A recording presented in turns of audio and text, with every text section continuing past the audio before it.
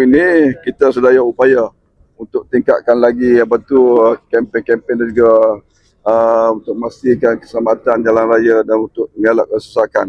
Sudah pasti setiap kali perayaan jalan akan sesak, terutama jalan Gua Musang ke Kota Baru. Seluruh Kelantan kita telah kena pasti sebanyak 42 lokasi hotspot. Lokasi hotspot ni kawasan-kawasan jam, kawasan yang selalu jam lah.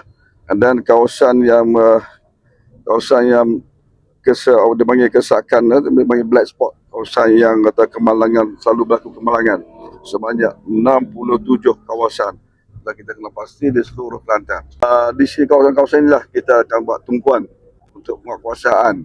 Jalan Gua Musang lah, sepanjang Gua Musang hingga ke Kuala Kerai, Sengkang Macang.